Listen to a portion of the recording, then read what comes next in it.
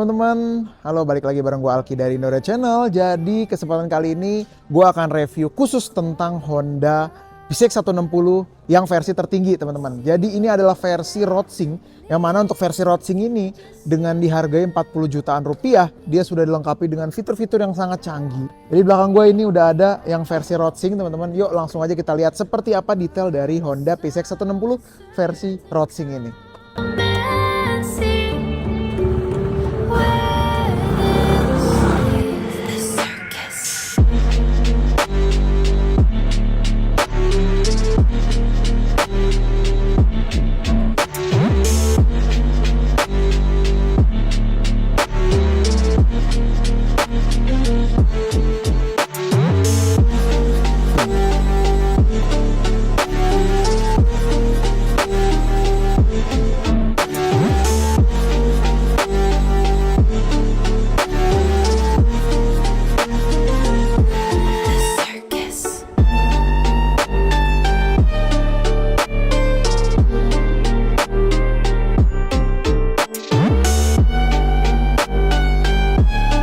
Ya, karena tadi yang warna merah lagi dipakai review, jadi kita review dulu untuk yang warna hitam teman-teman. Jadi untuk Honda PCX160 versi Roadsync ini, dia ada dua warna ya. Warna hitam, doff, dan juga ada warna merah tadi ya, merah hati. Nah, bedanya apa sih sama yang versi ABS dan juga CBS? Bedanya ada di, lihat lebih dekat lagi deh. Nah, kalau di sini untuk yang versi tertinggi atau Roadsync ini dia sudah dilengkapi dengan tulisan HSTC seperti ini. Memang ini juga ada sih sebenarnya di versi ABS. Tapi yang nggak ada di versi ABS itu adalah justru yang versi ada stikernya kayak gini teman-teman. Jadi versi stiker ini cuma ada di versi tertinggi yaitu di Roadsync ini gitu ya. Nah, untuk perbedaannya lagi sebenarnya beda dari versi CBS itu ada di warna velgnya. Jadi kalau untuk di sini warna velgnya ini warna bronze seperti ini ya, titanium bronze, yang mana kalau untuk shock dan juga lain-lainnya ini sama ya. Terutama bedanya itu ya cuma di bagian remnya, karena remnya untuk yang versi ABS ini tentunya sudah anti-lock braking system alias ABS gitu ya. Untuk lampu juga sama dengan yang versi CBS dan ABS, tidak ada perbedaannya sama sekali. Dan yang membedakan adalah kita lihat dari bagian dashboardnya teman-teman ya.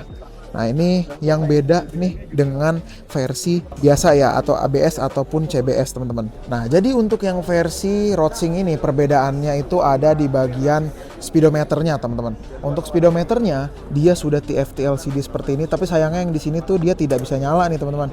Nanti kita akan cek di bagian yang sudah dimodif ya, itu speedometernya bisa nyala. Nah, kalau kita lihat di sini, ini sudah TFT LCD dan dia sudah ABS juga teman-teman. Pasnya juga sudah HSTC ya. Nah, ini tidak bisa nyala ya, sayang sekali. Nah, kalau kita lihat lagi dari bagian dashboard ini memang sudah di cover seperti ini. Jadi beda dengan PCX sebelumnya ya, 2 generasi sebelumnya atau 3 generasi sebelumnya, dia kan selalu menggunakan stang yang tidak di cover. Nah, kalau untuk yang sekarang dia sudah di cover, jadi identik dengan Honda Forza gitu ya, dan motor-motor Honda kelas lebih tinggi gitu. Di sini yang beda ya dengan versi standar atau versi ABS itu ada di bagian holdernya sebelah kiri ini teman-teman terutama ya. Nah, kalau kita lihat di sini perbedaannya itu ada di dia sudah dilengkapi dengan pas beam ya. Pas beam ini juga aduh enak banget nih buat ditekan-tekan gitu ya. Rasanya mahal banget tuh. Bunyinya juga tek tek tek gitu. Enak ya. Lalu di sini juga ada untuk indikator traction control, jadi kita bisa atur di sini ya. Berbeda dengan yang versi CBS tentunya nggak ada traction controlnya, dan ini untuk navigasinya. Jadi kita bisa ke kanan, ke kiri, ke bawah dan ke atas. Jadi kan memang nanti ya kita akan lihat ya untuk di bagian speedometer ini ada untuk indikator navigasi dan juga musik. Jadi kita bisa geser-geser nih mau ke kiri, ke kanan gitu ya, ke atas ataupun ke bawah. Bahkan juga bisa untuk okekan gitu ya. Misalnya ada angka telepon atau segala macam, ini kita bisa okekan di sini gitu. Jadi ini bisa ditekan ke dalam, bisa ke bawah, ke atas, ke kiri dan juga ke kanan gitu teman-teman. Ya. Lalu untuk klaksonnya ini juga beda. Jadi tidak ditekan seperti biasa, dia ke bawah seperti ini. Ya. Lalu untuk sennya sih sama, tetap di bawah seperti ini gitu. Jadi perbedaannya di situ ya. Memang agak beda sih kayak yang di Honda CUV kemarin kayaknya ya. Untuk di bagian holder ini, kalau untuk bagian kanan ini juga tidak ada perubahan sama sekali ya dari yang versi biasa. Ada untuk ini untuk ISS-nya ada, lalu ada juga untuk lampu hazardnya, ada juga untuk menyalakan motor atau starternya di sini ya. Tapi ya tetap ya untuk motor ini juga tidak ada parking brake lock-nya karena memang dia sudah cakram dua-duanya. Dan di sini tetap ada lacinya yang bisa tertutup. Ada juga di sini untuk USB tipe C.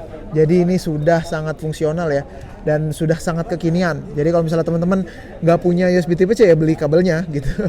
Lalu kalau kita lihat ke dalam sini ada remote ya teman-teman. Kita lihat untuk remote dari Honda PCX 160 terbaru ini ya. Untuk remote-nya seperti ini ya. Sama sih ya dengan versi sebelumnya. Jadi ini ada dua tombol. Ini tombol untuk mengunci motornya, lalu ini untuk tombol mengkonekkan dan juga mendiskonekkan dari koneksi remote-nya ini. Gitu. Belakangnya tapi sayangnya tidak ada embos apa-apa, jadi kosong seperti ini aja. Untuk lacinya sendiri ini juga cukup dalam, jadi cukup lah ya untuk simpan HP. Tapi kayak tumbler sih nggak bisa ya. Nah ini juga yang modelnya itu ditekan ya, tidak ada tuas apapun ya. Dan ini juga modelnya udah semi soft opening, cakep ya. Kita coba lihat nih untuk buka seatnya ya. Untuk buka seatnya itu kita tinggal geser aja sini, lalu buka seatnya dan kita bisa lihat di bagian bagasinya. Nah untuk PCX sendiri ini memang bagasinya dia lebar besar ya dan muat. Untuk helm pastinya sudah muat dan ini helm dari Honda PCX sendiri. Nah kita coba ya masukkan helm. Ini kayaknya helm, oh ini Carglass ya teman-teman ya. Kita coba masukin. Nah helmnya sangat pas ya masuk dan bisa ditutup dengan baik gitu. Untuk helm ori ya atau helm aksesoris dari PCX 160 ini. Kita balikin lagi tempatnya ya. Oke. Jadi memang untuk bagasinya sendiri memang dia lebar besar sekitar 30 literan ya. Oke. Nah, bedanya lagi dari versi standar ya, dia sudah dilengkapi dengan nih logo PCX yang warnanya emas seperti ini. Dan yang paling kelihatan adalah dari bagian shocknya, karena dia shocknya sudah dilengkapi dengan shock tabung atau subtank suspension ini, dan ini warnanya emas seperti ini teman-teman. Jadi kalau kita lihat ya, bahkan di versi ABS sendiri dia juga tidak dilengkapi dengan suspensi subtank seperti ini ya. Jadi hanya di versi tertinggi alias di versi road-sig ini teman-teman.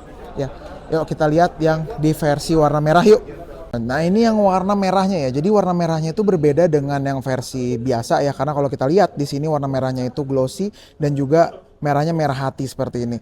Nah ini warnanya cakep ya. Kalau teman-teman lihat ya, ini ke deket, yang lebih deket. Ini tuh dia siraliknya tuh kelihatan banget nih, pendar-pendarnya gitu ya. Terus warnanya juga ini kelihatan mahal banget. Dari keseluruhan kalau dari jauh itu warnanya agak gelap, tapi kalau teman-teman deketin dan lihat secara lebih dekat ini terang gitu. Cakep nih warnanya, gue suka banget sama warnanya.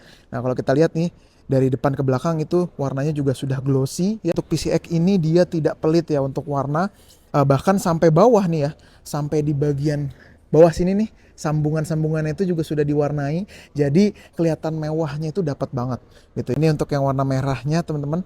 Bedanya apalagi ya tadi ya, bedanya itu ada di subtank suspensionnya, hanya ada di versi Roadsing ini. Untuk di PCX ini juga di bagian dashboard ya, dia sudah dilengkapi dengan warna juga di sini ya. Jadi memang ini kelihatan lebih mewah ya untuk yang versi Roadsing ini, karena dia sudah dibekali dengan TFT LCD yang lebar nih. Tapi sayangnya yang di ini kayaknya nggak bisa nyala nih teman-teman ya, nggak bisa nyala. Jadi kayak belum sambungin atau gimana gitu ya. Jadi ini kita nggak bisa lihat nih dalamnya. Tapi nanti kayaknya yang di versi sana itu ada, bisa kita lihat isinya tuh ada apa aja gitu ya. Nah untuk di sini tombol-tombolnya juga sama ya. Tombol-tombolnya juga enak nih untuk dipencet-pencet gitu. Jadi tadi Honda juga bilang bahwa aman nih kalau mau disemprot-semprot, baik tombol-tombol yang ada di holdernya ataupun yang ada di speedometernya itu aman banget buat kita semprot-semprot gitu ya, ataupun kena panas gitu ya. Wih cakep ya.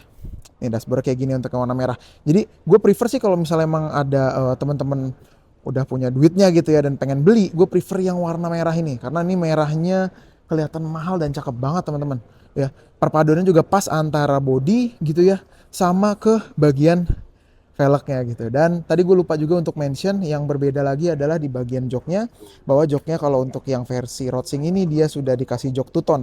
Jadi ada warna hitam dan juga ada warna abu-abu di sini. Dan pastinya juga sudah dikasih real stitching ya. Yang beda warnanya ini ada warna merahnya nih untuk stitching atau jahitannya ini teman-teman. Wah keren ya. Cakep banget nih untuk PCX ini. Mantep ya. Ya, jadi kan tadi kita udah review yang versi warnanya ya. Nah, ini kebetulan untuk versi Rodsing ini ada modifikasinya juga teman-teman. Nah, tapi gue penasaran banget lihat dari speedometernya ya. Ih, cakep banget nih teman-teman ya. Kita lihat, kita coba ganti-ganti ini dari menunya. Jadi kalau di sini dia ada RPM-nya teman-teman. Ya, nih gue deketin ya. Ini ada RPM-nya, lalu ada fuel meternya di sini dan di bagian kanan itu ada untuk navigasinya. Jadi kalau kita mau ganti-ganti menunya, tinggal geser aja ke kanan dan untuk RPM-nya dia nanti akan berganti juga teman-teman displaynya ya. Nah ini kita bisa lihat untuk setting, lalu di atasnya lagi nih ada navigasi, di atasnya lagi nih ada musik nih sepertinya teman-teman. Nah kita coba geser ya, ini ada function, display, general, dan service. Nah kalau untuk function, ini ada trip A, auto reset ya. Jadi kalau misalnya kita mau reset tuh tinggal ke bawah aja ya. Jadi nanti bisa di reset ya teman-teman ya. Lalu kita di bawahnya ini ada display type. Jadi bisa bar, circle, dan juga simple. Ya. Kalau kita bar seperti ini, kalau untuk circle seperti ini, kalau simple seperti ini teman-teman. Jadi tadi kita pilihnya yang circle ya. Lalu ada brightness ini bisa kita pilih auto ataupun manual. Jadi bisa kayak HP ya.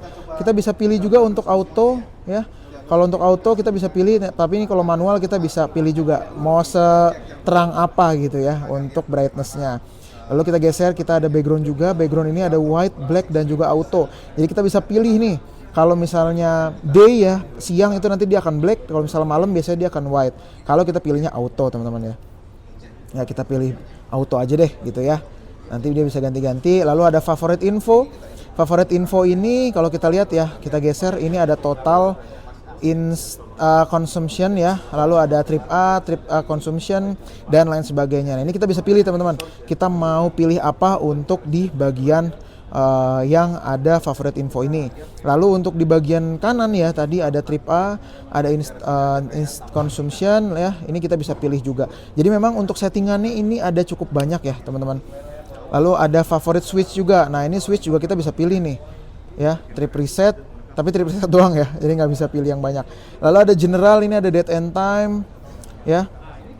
Lalu kalau kita lihat nih ya, ada language juga, kita bisa pilih bahasa Inggris, Spanyol, Prancis, Italia, dan Portugis, Turki, dan juga bahasa Cina. Juga ini bahasa Rusia kayaknya ya, tapi tidak ada bahasa Indonesia. Lalu ada Bluetooth pairing ya. Nanti kita bisa pairing juga sama HP kita. Bisa juga nanti di restore default kalau pengen balik lagi gitu ya. Lalu ada service nih, ada maintenance pastinya, ada equipment juga, dan ada system information. Jadi kalau di sini ada pilihannya itu periodic maintenance ya. Ini kita bisa pilih juga by kilometer atau by tanggal. Nah kalau kita mau pilih di sini misalnya ya, kita pilih 100 km nih misalnya, let's say gitu ya. Lalu kita geser ini, misalnya kita mau di bulan November 2025 misalnya ya, let's say gitu ya. Nah ini kita udah nih setting aja, tinggal keluar lagi teman-teman. Lalu untuk oil change ini juga kita bisa setting juga mau berapa. Ada battery voltage juga, ada water temperaturnya, ini ada warning info juga kita bisa pilih gitu ya, untuk kasih warning gitu nantinya kira-kira kita perlu kapan nih untuk servis motornya misalnya gitu ya. Lengkap juga ya untuk fitur-fiturnya dari Honda Rodsing ini. Dan nanti kalau misalnya teman-teman mau lihat navigasinya itu ada di bagian kanan ini. Kita bisa ke kiri, ke kanan ya, maju, ataupun nanti ada Spotify dan lain sebagainya. Nah ini ya distance-nya tuh udah dikasih warning, karena tadi gue pilih untuk distance-nya di 300 km dia harus kasih warning gitu. Cakep banget teman-teman ya, gokil ini mantep banget nih untuk fiturnya dari Honda Rodsing ini teman-teman.